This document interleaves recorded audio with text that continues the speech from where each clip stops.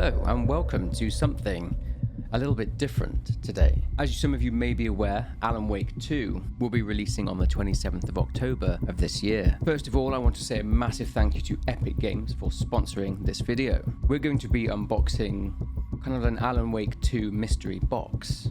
Now, as you can see, it says Department of Legislation, Criminal Investigation. Right, so what have we got? We've got a case file box from the Department of Legislation, Criminal Investigation. To Rookie, and that is me and I guess us. Welcome to the Federal Branch of Inspection. And your first assignment, Bright Falls Investigation. Dear Rookie, congratulations on your acceptance to the Bureau following the completion of background checks. I am Supervisory Special Agent Stacy Marrow. Welcome to the FBI. I will be your immediate point of contact for the foreseeable future. Your first assignment is an administrative task. You will receive a delivery soon. It contains case files concerning an ongoing murder investigation. You are to examine and cross-reference the catalogue of files. You will identify any potential links in the evidence that may have been missed by more experienced agents. This is a standard FBI procedure. This has been double-checked before you, and you will do it again. The following items to assist you are included in this welcome pack. FBI badge and lanyard to prove you are an official member of the agency. Plastic gloves, do not contaminate the evidence, wear it during the task. FBI notepad and a pen to document any discrepancies you may find in the files. Handheld UV light to uncover any case links that may have been missed. Pins, red string, post-it notes and blue tack for use when cross-referencing files. The world's greatest FBI agent mug. Look at it as something to aspire to. I'll contact you later to evaluate your progress. I look forward to working with you, Rookie. This is taking place somewhere before Alan Wake 2. So this should be really interesting to kind of investigate. So what we got here, oh, that's cool. Look at that. You may notice that I've got a whiteboard behind me. We're going to build a case file. Let's start by writing the name of our investigation on the board. That went well, didn't it? Right, okay. Scratch that. We'll go for another color. Am I gonna run out of room? We're gonna get a good picture of what happened in this case. I'm completely blind. I don't know anything about it. I'm going in as clueless as you are. I guess we'll start at the front. All right, so we've got our first packet here. This is so cool. Look, criminal investigation badge. Harry, Special Agent Harry. That's so cool. Right, I'm gonna put that on. I got as well an FBI notebook, and this will be my my little case notebook. Let's have a quick look and unbox this one. Oh, what's this? Oh, and I got some plastic gloves. There we go. As they do in the movies. Okay, cool. Got our gloves on. Look at that. Got our FBI gloves. Now, what is this? Oh, this. Okay, they did actually message me about this. I need to put some batteries in here. That one there, like that, and this one like that. We're in business. Look at that. Okay. It's also, if I can turn my lights off, it's a blue light. If we look here, it's a blue light, so we can have a look and see if there's any like kind of fingerprints or like evidence over anything. So we'll I'm glad we've got that, so we can use that for our investigations at some point. Oh no, gloves are sticking to it. Right, hang on, we got some thumbtacks, and this is the red kind of case string that we can use to join things together on the investigation boards. That's pretty cool as well. Surprised the gloves haven't ripped. They're pretty good quality. Oh, we got post-it notes and blue tack, and more post-it notes. I'm particularly excited about this, about using this to look at the evidence, to comb over stuff that we may have missed. But yeah, like I said, we've got our letter here from Stacy Marrow. I'm not sure whether Stacy Marrow is a character in the game. I'm not sure. So it says here we're going to receive more deliveries, and that will contain the case files. We're going to be using this case board, and we're going, like I said, hopefully there's I want to do it like the the CSI and stuff. I mean, massive picture in the middle of a potential victim, and I'll have all these strings and these tacks coming off. It'll be really exciting, I think. We'll receive a delivery soon. I just want to write stuff in my notebook, I just put, I know nothing yet. There we are. I know nothing yet. There's an arrow here. Let's open up this little compartment and see what we've got inside. Oh, we got one more package. Oh, right, it's okay. We've got a picture of a deer head. We've got a QR code on the back. Flip the switch, it goes click. Lights are off, but somebody's home. Somebody's home. Creepy. Flip switch, lights off, nobody's home. All right, what have we got here? Oh, a letter. Ooh. Don't tell anyone about this letter. It'll probably wind up as new evidence. I was risking my life just writing it, let alone sneaking it into the box. I don't think it's coincidence you're working on something as heavy as the Bright Falls case from day one. I think they know that you know what that place is really like. As a picture in the envelope, think of it as a clue to get you started. You may have seen something like it before when you close your eyes. Everything counts on you and your silence. Read between the lines. Oh, you're the only one who can stop this. Always keep a flashlight with you. Stay in the light. Don't go anywhere, and I mean anywhere. Stay out of the dark where the lights are popping or flickering. You don't know what's really in there. Now this is the delivery that came. Careful of paper cuts. There's a load of stuff in here. Right, there's a letter here first. Let's read letter. It's from our friends, Supervisory Special Agent Stacey Marrow again. I'm writing this letter to follow up my earlier correspondence. I would like to attract your attention to two files amongst the others regarding the unsolved murders of Bright Falls residents Ted Lane and Wendy Davis. A car key was recovered from the location of Davis's murder. We've been unable to trace the vehicle that the keys belong to, though they are attached to a keyring from the local Oh Dear diner. Their autopsy reports show that they had unusual markings on their bodies. That's all we have to go on. I want you to study these files with extreme care and make use of the tools you were provided with in your orientation pack. Go over it again, explain when you've finished, and keep doing so until we need you for more important tasks. If you find any leads that connect the murders or shed any light on the unsolved murders, please add them to your case board. I'll contact you at a later date to check your progress. We've got an evidence thing here. This is from the bed of Cauldron Lake. Oh look, we've got a map of Bright Falls. All right, so we've got a Cauldron Lake here. Let's open up this. I'm curious about this. The car key. Right, let me scan it. Oh, look. You see that? Look. What could that mean? I'm trying to surmise. All right, so this was found in the bed of Cauldron Lake. All right, let's get into the next one anyway. Car key found bed of Cold Lake. There we are, right. Envelope within an envelope. Please do not bend. So we're going to go through some case files now. Let's open up our case file. This is Wendy Davis. So this is her car key, isn't it? This is her car key. Belonged to Wendy Davis. It was found on the bottom of Cauldron Lake. Wendy. We got crime scene 1, crime scene photo 2, and crime scene photo 3. Now this looks like a ligature around someone's neck. Then we've got deer. Look, deer footprint. There we are. We've got deer footprints, look. And then number 3 is where she was found. Okay, so that's crime scene photos 1, 2, and 3. Now, cause of death, drowning. Injuries, wound in torso with lung, heart, and liver missing.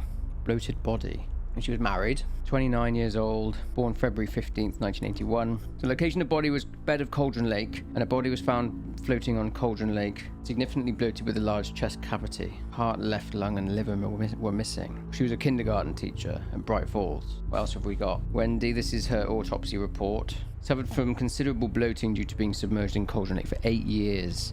Davis's heart, left lung, and liver were missing. The length of time her body was underwater and signs of predation. Marks around the soft tissue of the wounds, right lung and stomach, lead us to conclude that the local wildlife caused the chest wound and subsequent missing organs.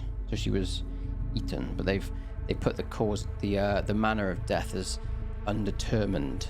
You see my wife, Wendy Davis, she's 29, has dark brown hair, hazel eyes which could be mistaken for green, and is petite. She's a teacher at the local kindergarten and does a lot in the community. She leads the Deer Scouts. She hasn't been herself lately. Wendy's been spaced out, missing work, muttering to herself and becoming very irritable.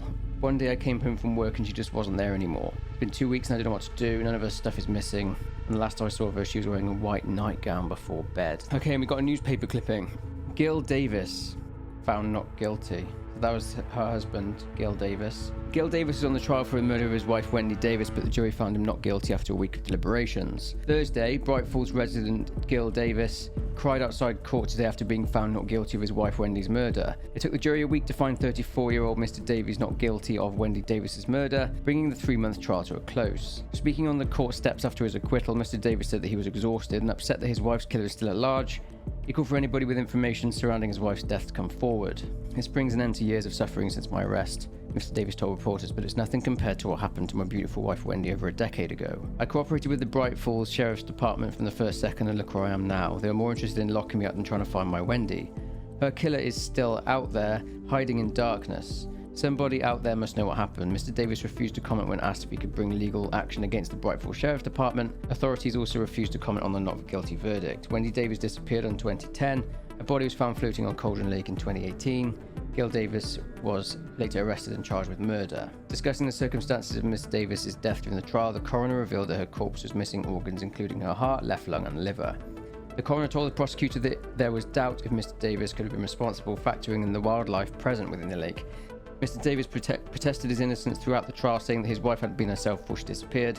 He claimed Mrs. Davis was missing when he returned home from work one day, with his legal team focusing on a lack of evidence connecting Mr. Davis with his wife's disappearance. I haven't scanned any of this. Let's give it a good scan.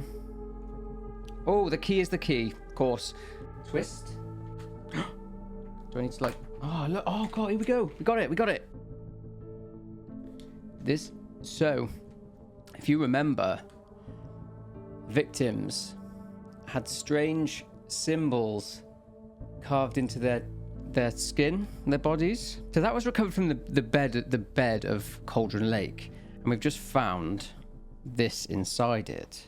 All right, look how it's taking shape. Yeah, it's case files building nicely. On to case number 2, and this will be Ted Lane.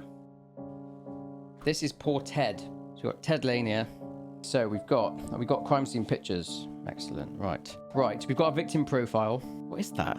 His arm or? Are these like there's markings here, as you can see. There's like markings, look.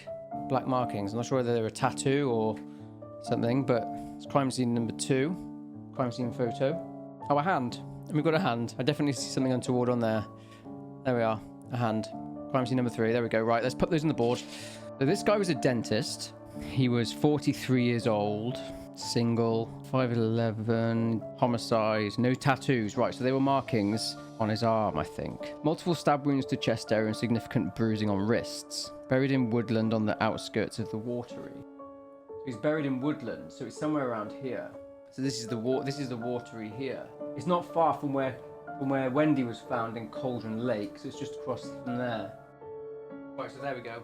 Ted was found somewhere around the watery in the woodland, and Wendy was found in Cauldron. Here we go. Right, excellent. Corpse was bloated, body had bruises on wrists and stab wounds all over his torso. We've got Ted's missing poster, obviously. Right, so Ted Lane was found to have piercing trauma to his torso, suggesting he was stabbed in a frenzy. Lane's body also has bruising around his wrists, indicating a struggle and that he was bound to an object when the attack took place. His throat and lungs contained dirt, likely from his woodland grave. Lane's corpse is substantially bloated, as though he was submerged underwater for a lengthy period of time before being buried. So someone found his body, they took it out of the water and buried it. Cause of death, manner of death, homicide. Probable cause of death was exsanguination. Is that like bleeding out from stab wounds? And then obviously we've got, violent crime. We've learned a lot more actually, about our 2 victims. Another newspaper clipping. Right, so let's scan this and see if there's anything on. Oh, it's died. How has it already died? Oh, you're joking me. Drowned before being buried, the discovery of Ted Lane's body in a shallow grave in watery woodlands raises more questions than answers. Wednesday, Bright Falls Sheriff's Department says it's at a loss to explain the mysterious circumstances surrounding the death of 43-year-old dentist Ted Lane, and have issued a call for anyone with information to come forward. At a press conference last night, Sheriff Sarah Breaker outlined more information about the condition Mr. Lane's body was found in, revealing details from the autopsy report suggesting that he may have been kidnapped and murdered. According to Sheriff Breaker, Mr. Lane's body was found with multiple stab wounds to the chest and strap marks on the wrists. The corpse also showed signs that it had been submerged underwater for quite some time, leading to significant bloating. Sheriff Breaker refused to elaborate further on the circumstances surrounding Mr. Lane's death and confirm whether he was drowned or stabbed. Ted Lane had clearly been stabbed to death, Sheriff Breaker responded, but the coroner wasn't sure whether to record death by drowning at one stage. We are certain it was a homicide, though. When asked if there was a miscommunication between the Bright Falls Sheriff's Department and the Mountain County Medical Examiner, the press conference was brought to a close. Ted Lane's body was discovered in a shallow grave on the outskirts of Waterloo 3 months ago by a local dog walker in Woodland 2 years after Mr. Lane went missing in September 2010. September 2010. Maybe I should put a note on that. Mr. Lane was participating in Deerfest with his friend Jay Hitinimi when he went missing. Mr. Hitinimi was later questioned but released without charge, insisting that Mr. Lane had simply vanished into thin air. So he was at Deerfest. Oh, Deerfest was about to go on or going on when Alan Wake got to Bright Falls, wasn't it? Because he saw some floats at the gas station, didn't he? Participating in Deerfest. We've got a good bit of progress in our investigation. Couldn't trace the vehicle where the car key was from. But they are attached to a queue from a local O'Dear diner. Their autopsy reports show that they had unusual markings on their bodies. Again, we haven't found. I couldn't find any of the markings on their bodies from what we had from the evidence. So I'm starting to think, because I looked at some of the footage from the early gameplay from Alan Wake, and it looked like cultists were wearing deer masks. So I think that may be the mask of a cultist instead. I'm still not sure what the footprints are on crime scene number 2 for Wendy's murder. I'm just going to check I trimmed these down. I put the newspaper clippings on each corner of the board pertaining to the right person, but I cut off the advertising bits because I don't know whether there's any hidden messages. So let's have a quick look first, see if we can see any hidden. Oh look, we've already found one. It says here, ring around 348. So I guess we'll start. That's a good start. Well, I guess we'll start by putting that on our board. Also, I found this. It's an article which basically states, could you be an O'Dear Diner mascot? And it states that O'Dear Diner actually has 2 locations. One in Bright Falls, which we visited in Alan Wake 1, and then in the town of Watery, there's another one. They have 2 locations. I don't know whether that will come into any relevance. But anyway, so we've got 348. I'm going to code 348. So I'm going to pop that on the board. Ooh, look at this. We've got a lockbox. Evidence found in the dumpster next to the victim for a Percy Wolf. So we've got a third victim. It's got a code. So I wonder if the 348. Should we have a look? So if we do 348, let's see if it is. That's the code. All right, so we'll leave that for in a minute. Okay, so let's read Stacey's letter. That's the first thing we need to do. I've received urgent correspondence from above regarding the cold cases you're working on concerning Bright Falls residents Ted Lane and Wendy Davis. A third body has recently been discovered in the area, a man named Percy Wolf, who was reported missing in 2010. More details can be found in the attached case files. I've also included evidence connected with Wolf's case, including a menu from the O'Dear Diner found by his corpse. A box was found at the scene which is locked with a 3-digit code. Agents in more senior positions simply do not have the time to decipher the code now due to more pressing matters. Also included a dictaphone recordings from a local bird watcher who has recently been reported missing. It details their movements after they were last seen alive. Bright Falls case now takes a significant level of your time, rookie. Drop everything else. You are to make this your first and only priority. Continue with your work and explore the evidence again just in case we have missed anything. Your case board suggests there may be a tentative link between Lane and Davis's deaths. Without a more concrete link, though, the FBI is unable to act and investigate further. Solving Wolf's murder may be the missing piece we need to send our agents to Bright Falls. If you find any solid links between the deaths at all, rookie, then you must email me the proof at the following address: smara@federalbranchofinspection.com. The FBI weren't able to find the code. Let's open the case file first. Scan of the packaging to make sure. So this is what we've got. We've got our evidence box. We've got a charging cable. So let's start, I guess, with looking at this one. This is evidence found in the dumpster next to the victim. Oh, it's the O'Dear Diner. It's got the symbols on it. Oh, it's got the symbols where we can get our code. We can crack our code. Here we are. Here's an O'Dear Diner menu. Delicious drinks. Right, so this was found in the dumpster next to the victim. Why would they leave an oh dear diner menu next to the victim? Found in dumpster next to Percy Wolf. I need to check this. Let's get our code. All right, so I need my notebook so we can decipher the code. Is it blocks of 3 like this? All right, so we've got a symbol here. This is 9, and 9 on there is I. A little bit strange, isn't it? Right, the first group of letters was I, H, C, A. That's what the first group of letters was. Maybe there'll be a way to crack this, but we'll decipher all these first.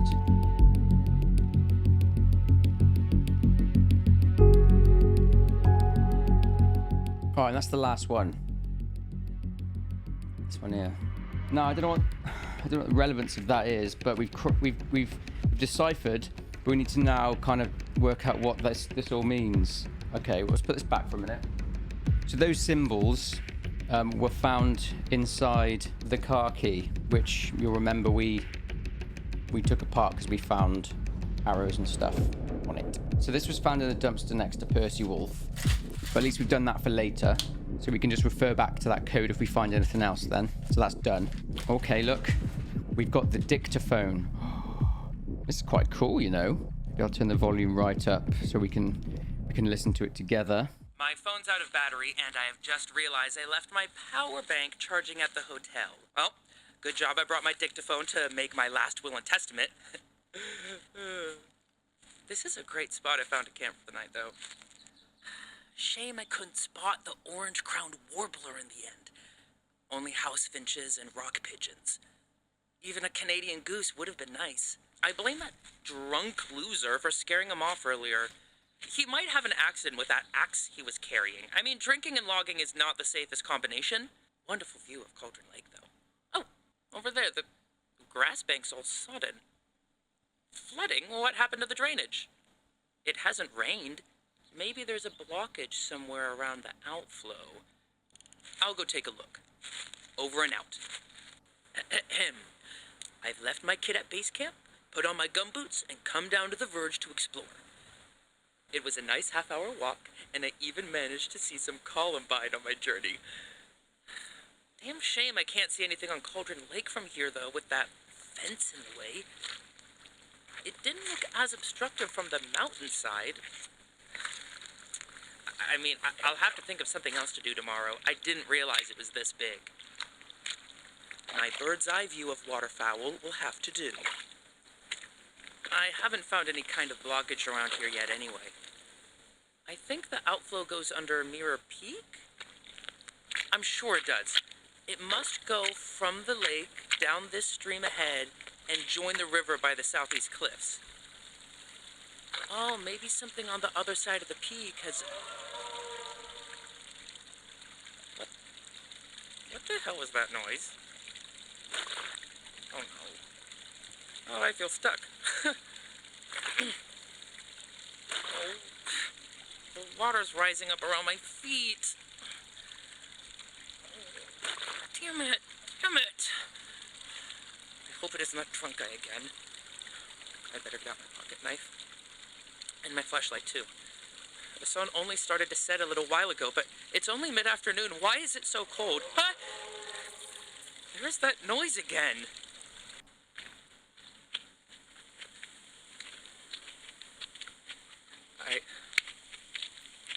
I don't like this. I'm going back to camp. Why is it so quiet? It's getting darker, but I should still be able to hear some birds chirping. Oh no, my gumboots are filling with water. What is happening? The water level's getting higher, but I'm not walking out into the lake. Am I? Oh no. Am I lost? Am I? I'm stuck. I'm stuck. Help! Help! Ah! That noise again. It's got to be an animal. There's no way it's human. Help! Help! Help! Oh God. Oh God. That guy again. Is he coming this Wait, no. I can't do walk properly. No. I don't want help from you. Go away. What do you want? Leave me alone. Just whatever you want. Leave me alone.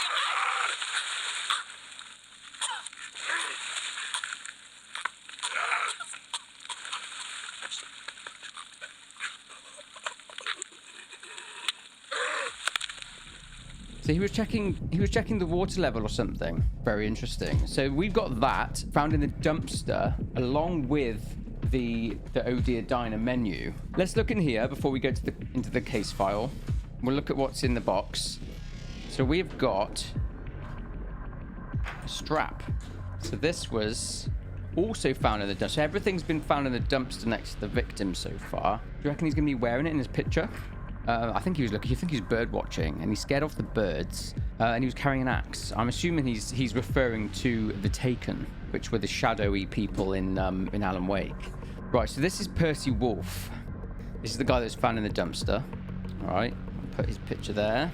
We've got crime scene photos. I'll put them out so you can see them again.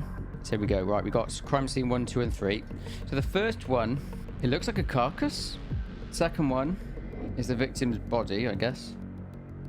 In the dumpster. That's the first one, sorry. And the third one, Percy's lunchbox. It's like a yellow box. Construction site dumpster in 2023. So he's literally just been found. More documentation. So we've got the victim profile here. Right, so Percy Wolfe, no middle name, 67 years old. Well, he could have had a mobile phone anyway. He was a tackle shop owner, loss of blood from stabbing and organ removal. So Ted didn't have any organs removed. Wendy did. So let's make a note of that. So only 2 of them had organs removed. Large chest cavity, heart missing. What was Wendy missing? Left lung, heart and liver. Wendy, left lung, heart and liver. And just his heart missing. Strap marks on the wrists. That strap? Significant bruising and bloating. Dumpster on the outskirts of Bright Falls. He went missing in 2010, as usual with everyone else. Wolfe's body was found in a construction site dumpster in 2023. Corpse has bruising resembling text. Wolfe's torso has a large open wound from the base of the throat, ending mid-stomach. Piercing trauma suggests Wolfe was stabbed and cut open with the same weapon used to cut out the heart. We found deep strap marks on Wolfe's wrists and text-like bruising on his skin, illegible marks that resemble words. Wolfe's body is bloated, consistent with spending significant time underwater, yet there's no evidence of the body being submerged, no water in the lungs. There's the marks there, look, on the right and left shoulders. This is his missing poster. There you are, missing. Now we've got to try and piece all this together. He was found in a dumpster outside Night Falls, Bright Falls. I need to find out and crack whatever this code is. I'm trying to think what the link is between why Wendy and Percy's organs were removed, yet Ted's is a little bit different because Ted was in the lake, but he was later removed from the lake and then buried in the watery woods. Again, I can't think what the correlation might be between these 3 victims. We found that says the key is the key. We've obviously got our code here, box which we've opened. But I'm beginning to think even more strongly now that it's a cult, and the occult mask. We need to try and work out what this code is. On these bits here, I'm thinking maybe I have to add up the numerical values of each line. I'll do that. See if that works. So 9, that would be 983, which equals 20. So take heart. Take heart rookie is the code. I'll write this on here. Code equals take heart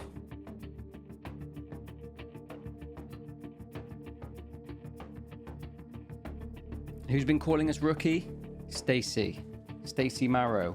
Is she dodgy? She said I've been chosen. Here you are, look.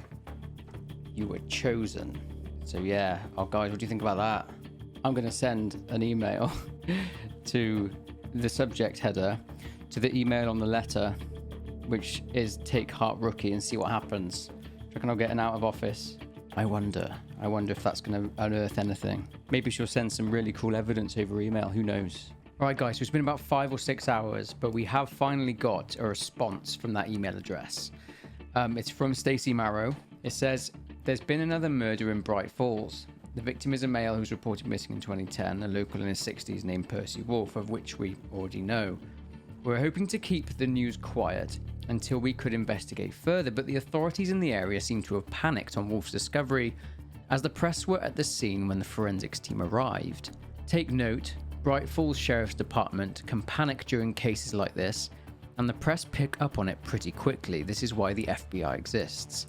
It may be their jurisdiction, but this is our case and not theirs. Attached to this email is an article from the town's local paper, the Bright Falls Record, that focuses on Wolf's murder and provides further details. Expect a case file to arrive at your desk with further information too. Due to the timing of Wolf's disappearance, there may be links between his murder and the 2 cold cases that you're currently working on. Study the file carefully for any clues that may come to light. Keep looking. If you discover any evidence after receiving the 3rd case file, send your findings to this email address as soon as possible. Sincerely yours, Supervisory Special Agent Stacey Mara. So the article in question is here. It's from the Bright Falls Record. Missing man found murdered in dumpster. Now this does give us a little bit more information. Not that much more, but it does give us a little bit more. Missing tackle shop owner Percy Wolf's body was found in a dumpster at a construction site outside Bright Falls over the weekend. Bright Falls Sheriff's Department has confirmed that a murder inquiry is now underway. Police recovered the body of the 67-year-old on Saturday morning from the construction site. Mr. Wolf hasn't been seen for 13 years and was first reported as missing in 2010. A worker at the construction site who wished not to be named described the discovery of Mr. Wolf's body to the Record. I heard a blood-curdling scream from where we dump our trash and raced over, they said. The foreman found him and he was in a real state of distress. He's a tough guy, but I've never seen him like that. I didn't look myself. From what he said and the reaction of the police when they arrived, it sounded like they left him in a really bad way. The poor guy. Okay. Percy Wolf owned Bright Falls Tackle Shop, which we're already aware of, but was reported missing in 2010 after it failed to open for 2 weeks. Me and some of the other regulars assumed he'd gone on a vacation or something, but the doors never opened again. Local resident Aaron Stone told us Percy was lonely like that, a bit eccentric, wouldn't open up and tell you how he was really feeling. He'd often go fishing alone on Cauldron Lake, or on long rambles through the woods and mountainside, Mr. Stone added. It could get a bit annoying. Sometimes I'd need bait and the store would be closed, so it being shut for a while didn't seem like anything out of the ordinary. Mr. Stone revealed his sadness at learning of Mr. Wolf's death, adding, I'll miss him. It was a great shock. He could get wild sometimes and call people names. It was a hoot to watch, but nowhere near as fun being on the receiving end. Nobody deserves to die like that. Bright Falls Sheriff's Department was quick to attract criticism for not responding to requests for further information. Sheriff Timothy Breaker cited the ongoing investigation in the case and would not elaborate further. Sheriff Breaker has also appealed for anybody with any information on Percy Wolf or the circumstances surrounding his disappearance to come forward. Obviously, Sheriff Sarah Breaker was the sheriff back in 2010. And I wonder who Timothy is. Did she have a kid or something? Son? Brother? I know her father, Frank Breaker, was an FBC agent working for the Bureau of Control. So while I was waiting for that email to come in, I made some other notes. So I'm trying to think, what is the link between Ted Lane and Wendy Davis's deaths? Now, the only link that I can think of is that Wendy was found in Cauldron Lake and Ted was initially in Cauldron Lake, but he was removed from Cauldron Lake and he was buried in watery woods. Links between Percy and Ted are they both like fishing and hunting, and Wendy loved her gardening and stuff like that, and she was a leader of the Deer Scouts, is it? Ted was drowned, Wendy was drowned, but Ted was stabbed multiple times. Percy was stabbed, but only Wendy and Percy had their organs removed.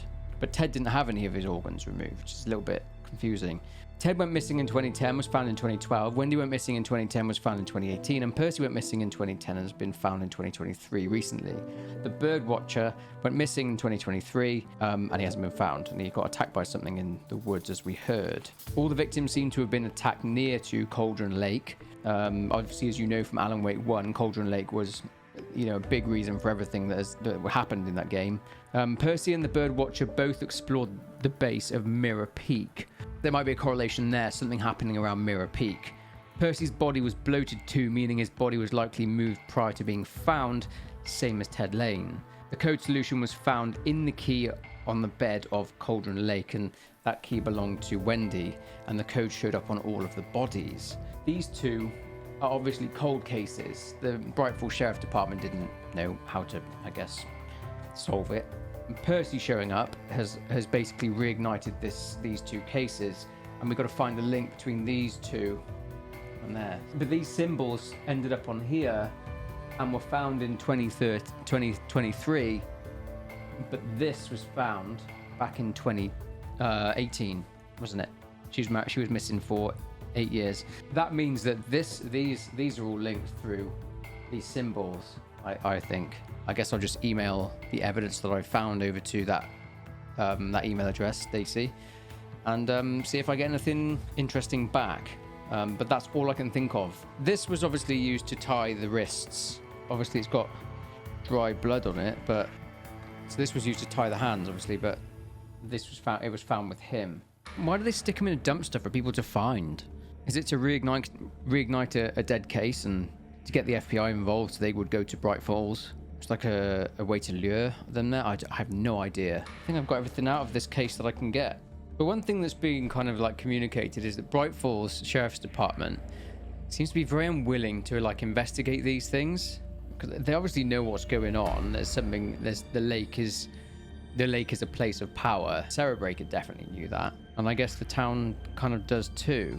But my kind of interest is where Alan Wake comes into all of this, because he's obviously still in a dark place, and what this has to do with Alan Wake. All right, guys. So it's actually been a couple of days. I had to, for my own sanity, take a couple of days off and just work out where we are. I had so much stuff going on in my brain that it was completely frazzled. So I've been trying to link and I've been trying to correlate things. What's the correlation with Ted Lane?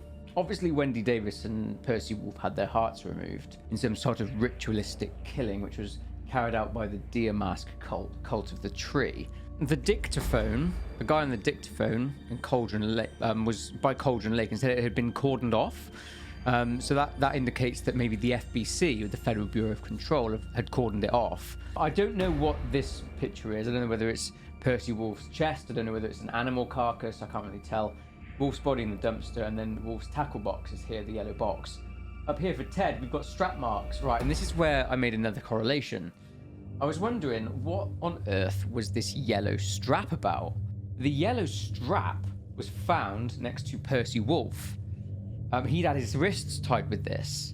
Now this is a hunter's strap used to secure cargo and things like that as well. But hunters use these, I believe.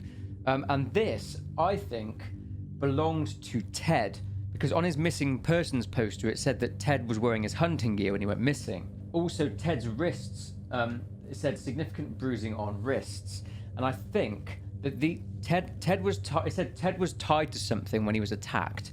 I think Ted was tied to a tree with this, and then his wrists were bound with it, and they threw him in Cauldron Lake, but then they went in to get him and take him out because they wanted this back.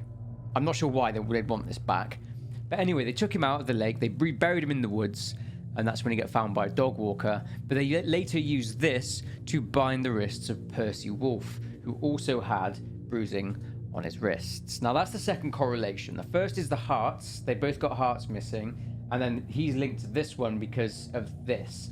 But I do not know what's linking all three of them. Now I did have another look at the. You remember we scanned the QR code on the back of this.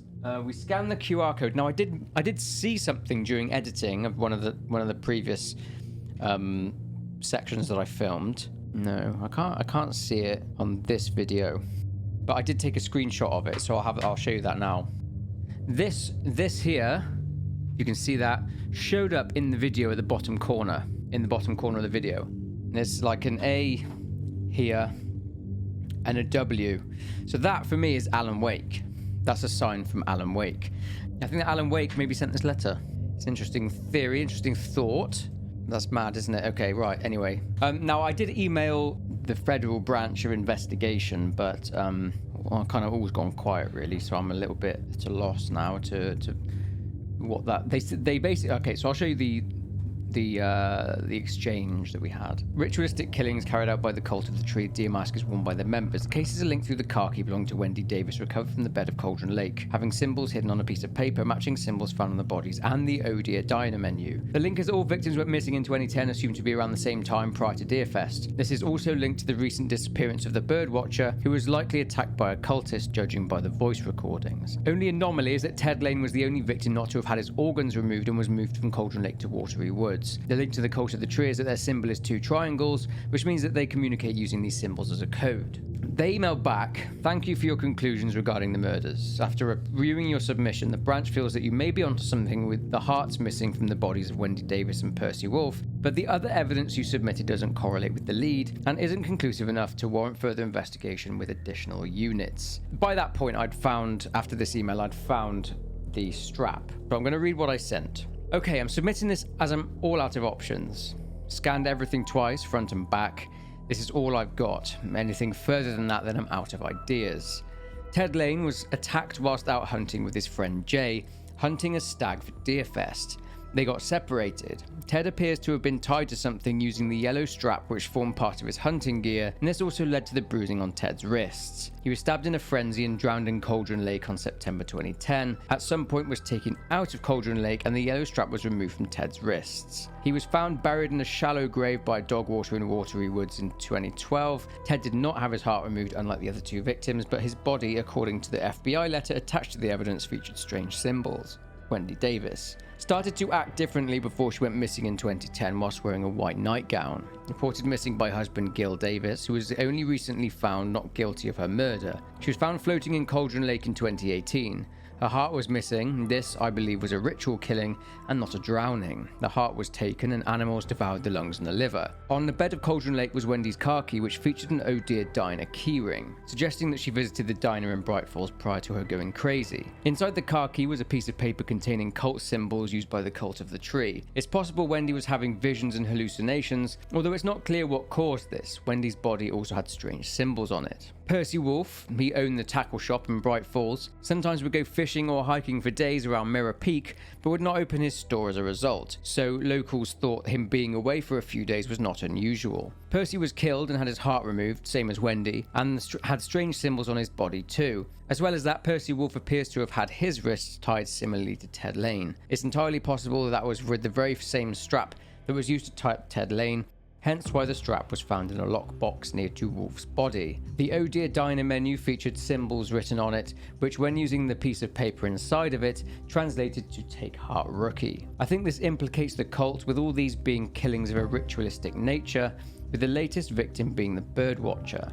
Anything that's connected outside this, I don't have any further evidence to study in order to obtain a clearer connection to the victims." And they responded, "Rookie, thank you for sending your conclusions regarding the murders of Ted Lane, Wendy Davis and Percy Wolfe to us. After reviewing your submission, the branch is impressed that you've managed to link the visible bruising on the wrists of Ted Lane and Percy Wolfe and the hearts missing from the bodies of Wendy Davis and Percy Wolfe together, but there's still something missing that just doesn't add up. Without that last clue that links it all together, we're unable to send additional units to investigate further. We feel that there's one piece of the puzzle left to find, but aren't sure what it could be on our end. It must be somewhere in the evidence available to you. Contact me again if you crack the case. If you require a fresh perspective to assist you in connecting the clues between the Bright Falls murders, then email me with the subject line Bright Falls Help." I did so, but no response. Since I recorded that, I remembered a third thing that may link up. So you remember with the dictaphone, the voice recorder with the birdwatcher mentioned that he was staying at a hotel. Now, I believe the hotel to have been Cauldron Lake Hotel. This is the hotel here. And the birdwatcher ended up, I think, because he said about the inlet, and I think he ended up round here. So I think he might have got murdered round here. So yeah, I think the third one is the correlation that they all got murdered or went missing around Cauldron Lake. The number 348 for the lockbox was attached to the same article that was about Ted Lane. and it was the code for the lockbox found next to Percy Wolf. So that's another way they're linked as well. But in terms of the links, that's all I can think of. Now, someone did mention it in the chat, but I think it was Toady Boy mentioned that Timothy Breaker is indeed Sarah Breaker's cousin. And those of you that will know, Frank Breaker, Sarah's father, was an FBC agent in the 70s. And some of you who played Alan Wake 1 will remember that Barry Wheeler, Alan's agent, when Alan and Sarah went out to fight the Taken and get to the helicopter, Barry was ringing all these people and he rang Frank. And there's a note in control that refers to that exact situation. So Frank Breaker receiving a call from Barry Wheeler. The bald guy. Now, this is interesting. So the bald guy, try and get the key light out of the way. I think it's this guy. Hang on. There. It's this guy. Robert Nightingale.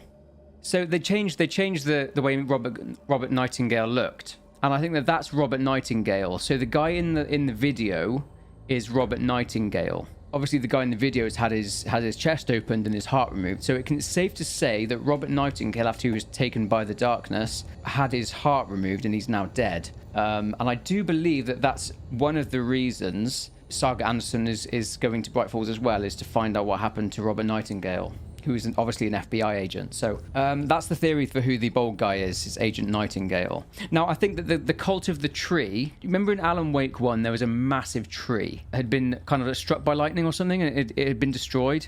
It was like hundreds of years old. Maybe whether they worship that tree or not, or whether that's the thing of their cult, the why they call themselves the cult of the tree. I think that the cult maybe worships either Thomas Zane, who remember cut out Barbara Jagger's heart, or Alan Wake.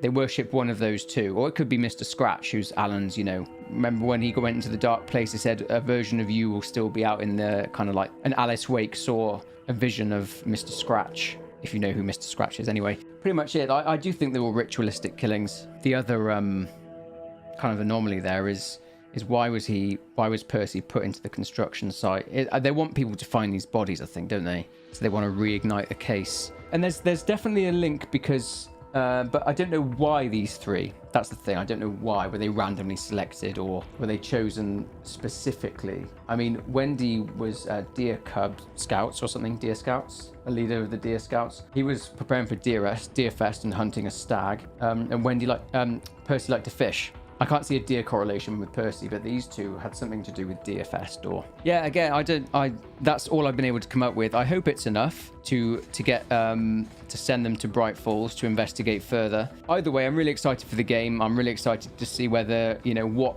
pops up in the game around these victims and how they connect them into the story. The reason why I thought the coffee thing was, you remember I mentioned about the coffee and Coffee World? How the coffee was making people go a little bit crazy? That's what happened to Wendy went a bit crazy before she went missing. And she had an Oh Dear Diner keyring on her car key. And I don't know whether she was at the diner before when she, maybe she drank some coffee and went a little bit doolally, bit crazy. So I think something's up with the water. I think we are going to maybe find out what that thing is with the water in Alan Wake. But yeah, guys, I'm really excited. I hope you guys are excited. Again, I want to say a massive thank you to Epic Games and Remedy for allowing me to get stuck into this, and I've had a lot of fun with it. It's been a bit stressful, but I've had a bit of fun. It's been something different for the channel. It's been something a little bit different for me, and again, it's something different for you to watch as well, me trying to dissect this and stuff. So if you did enjoy this video, then please obviously leave a like on it. If you do want to pre-order Alan Wake for yourself, the link to it is somewhere over there in the comments. It's a pinned comment where you can go to the Epic Games Store and pre-order Alan Wake for yourselves. It's coming out on the 27th of October, and it should be a really, really good game. Thank you very much for tuning in, and I'll see you in the next one. Take it easy.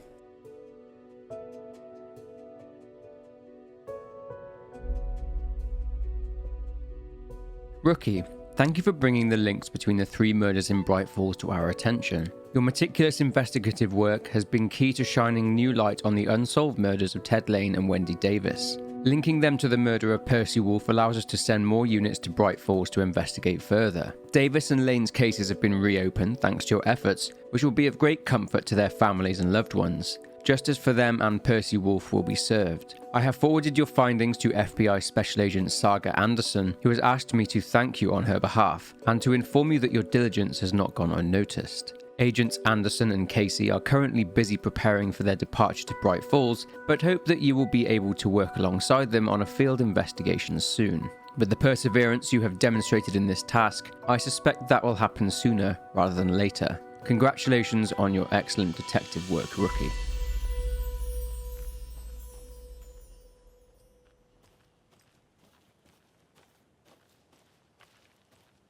The Federal Bureau of Control? That's a new one. Toxic volcanic gas, huh? The FBC is an obscure branch. It only shows up for unusual cases. Well, what's so unusual about volcanic gas? Beats me. Locked. They really don't want people coming in here. Hey there. Agent Casey, right? Sheriff Raker said you'd be coming by to take over the case. You're half right. Anderson?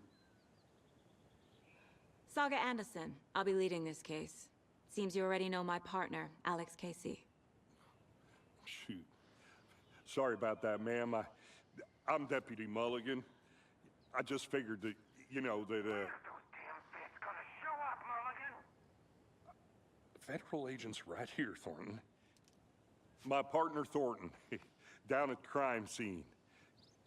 He's not what you call the sharpest axe in the shed. Right here? What do you mean? Are they with you? Oh, shit! They didn't hear me, did they? What can you tell us about the crime scene? Tell them about the heart. I was getting to that, Thornton. Well, we reckon there are some, organs that are currently outside the victim's person when they should be, well, inside. Before we get to the crime scene, there's time to review the facts of the case so far. Make sure I'm seeing the clues clearly.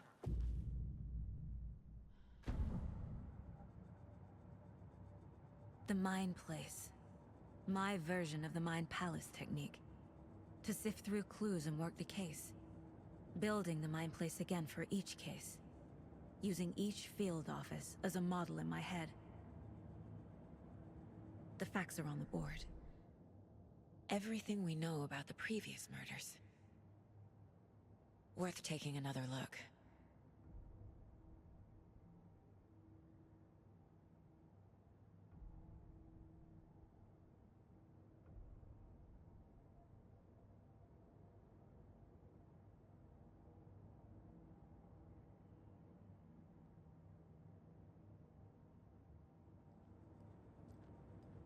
I see you're already hard at work, Anderson. Close to cracking it? We're just getting started. Let's head down the hill to the crime scene. Force can be a dangerous place. Hey, Casey. You putting me in charge. Why now? Look, Anderson, you're a better detective than I am. You've cracked cases that had the rest of us baffled. I don't want to slow you down. Are you thinking of retiring? You know what happens to cops who say this is their last case. Mm-hmm. Real funny, Anderson.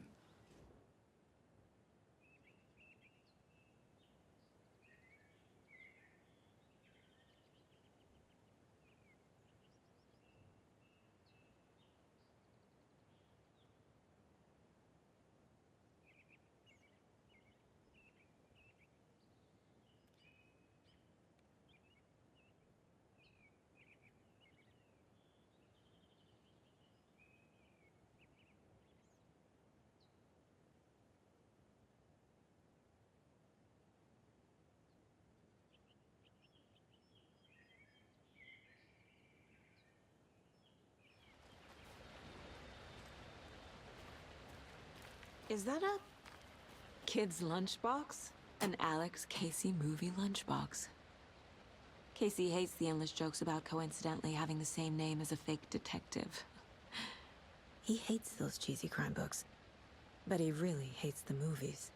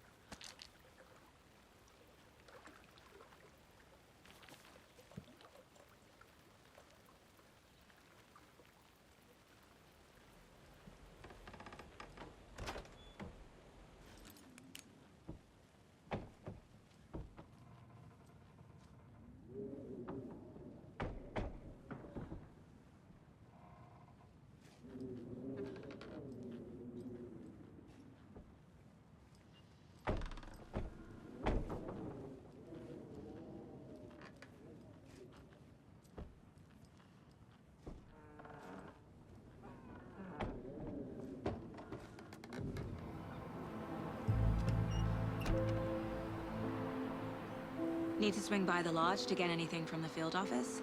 No, I'm all set. I'll park there anyway. I want to walk to the diner, get a feel for the town.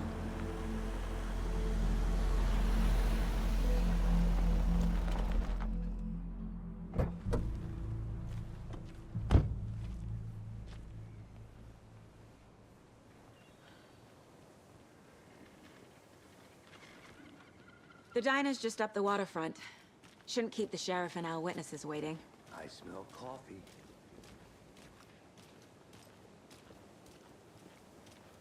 That concludes our debate on whether pets should be allowed. I'm gonna go at this check year's something bake out. sale. Be right back. For those of Got you it. just tuning in, you're listening to the Pat Maine Radio Hour, brought to you by Davis Family Moose Jerky. And boy, what an eventful day here in Bright Falls. By now, we've all seen the FBI.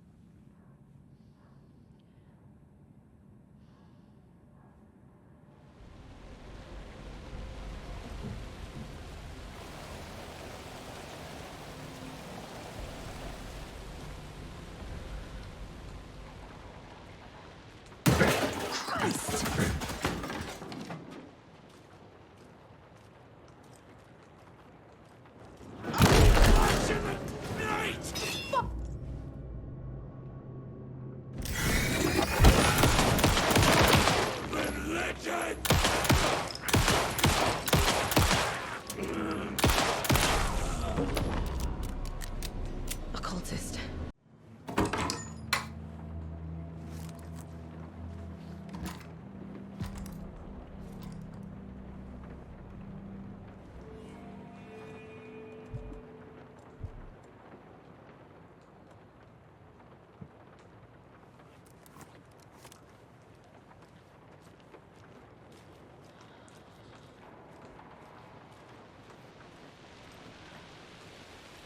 Saga edged toward the broken door, her gun ready, flashlight aimed ahead. Nightingale said it would be here. The Cauldron Lake General Store was overgrown, left to rot. Saga thought about the cult of the tree. They had been here, waiting, planning a gruesome ritual murder. Meanwhile, they played cards in the general store, like it was just another late-night poker game. Saga stepped closer to the door. Had the animal broken it? There was a loud crash.